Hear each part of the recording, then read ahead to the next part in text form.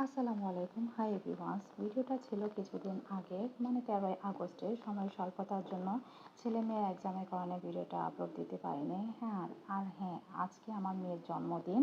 এটা ছিল 13ই আগস্ট, কিন্তু চারপাশে হাহাকার, কান্নার, দেশের পরিস্থিতি দেখে সব কিছু চিন্তা ভাবনা করে আমরা চিন্তা করেছিলাম মেয়ের জন্মদিনে কিছুই করব না। কিন্তু বিশ্বাস করেন, আমার মেয়েটা জুলাই মাস থেকে সে প্রত্যেকটা দিন গুনছিল, এমনকি ক্যালেন্ডারে দাগ দিচ্ছিল কবে তার বার্থডে আসবে। সে প্রতিদিন আমাদেরকে বলে যে আম্মু জানো এই কয়দিন আছে, আজকে 10 দিন আছে, আজকে 5 দিন আছে। তার এই আনন্দটা দেখে সত্যি আমরা মনে মনে দুঃখ পাচ্ছিলাম, যে আমরা ভিতর থেকে চাচ্ছিলাম না যে আমরা এবার ওর জন্মদিনে কিছু করি, কারণ মনটা বেশি খারাপ ছিল দেশের পরিস্থিতি দেখে। কিন্তু আমার মেয়ে যখন 13ই আগস্ট চলে আসলো, সে জন্মদিনের শুরু থেকে সকাল থেকে সে এত বেশি আনন্দ ছিল।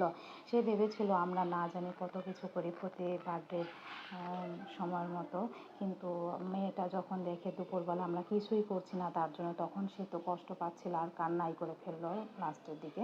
তারপর আমরা বাবা মা হিসেবে দুজনে ডিসিশন নিলাম, যাই হোক ওর বান্ধবীদের ইনভাইট করলাম।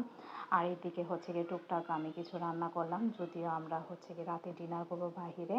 আর সামনে এই ভিডিওটা দেখতে পারবেন, আমি ইনশাল্লাহ আপলোড করব। আর এদিকে ওর জন্য আমি পিৎজা বানিয়েছিলাম, কারণ আমার মামুনি আমার বাবা দুজনে আমার হাতে পিৎজা খুবই পছন্দ করে। আর এদিকে মামুনি বলেছিল, ওর বার্থডের দিন আগেই বলেছিল নবাবী সেমাই রান্না করতে। আমি যেটা করেছি, তার এই আনন্দটা দেখে সত্যি আমরা বাবা মা হিসেবে খুবই খুশি হচ্ছিলাম। সে এত বেশি আনন্দ হচ্ছিল এই রুম ডেকোরেশন, কেক কাটিং সব মিলে ওর বান্ধবীদের দেখে। তারপর সে একটু পর পর ওর বাবা মা আমাদেরকে বলছিল যে বাবা মা থ্যাংক ইউ সো মাচ।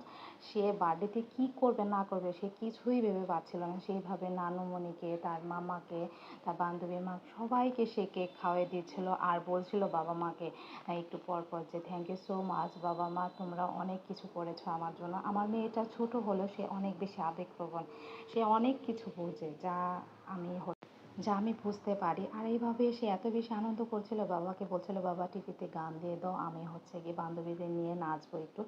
তারপর কি আর বাবা হচ্ছে গান ছেড়ে দিল আর সেইভাবে নাচানাচি করছিল, সে অনেক বেশি খুশি হচ্ছিল। আর এটা দেখে আমাদের সবাই ভালো লাগছিল।